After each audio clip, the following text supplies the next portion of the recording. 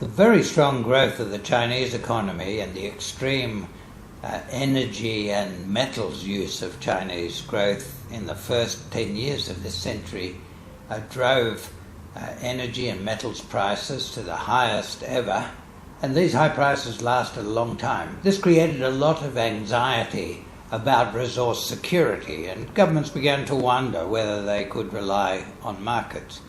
But over time, there were huge expansions of supply and also development of alternative forms of energy that reduced the costs, so that since 2011 we've seen reductions in the price and huge increases in the supply of many forms of energy and metals. It's been most interesting for energy, where a combination of desire to get cheaper forms of energy than the old fossil fuels and the desire to move away from the environmental damage of use of coal in particular has promoted a very large expansion of use of renewable energy, and in China and India, nuclear energy and hydro energy becoming much more important.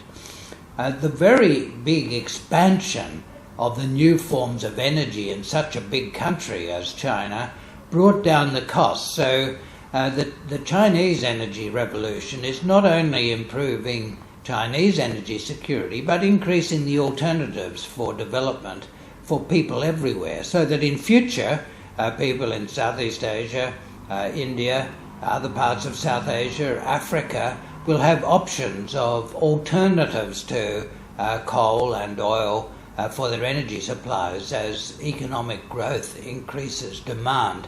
This is, I think, a good example of how markets are more reliable in providing resource security for energy and metals than military intervention or other strategic intervention.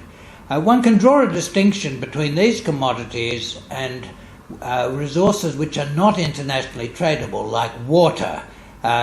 In the case of water, there are very big security issues exacerbated by climate change that inevitably require agreements between states. And if these agreements don't work well, especially in mainland Asia, then we are going to risk strategic interventions.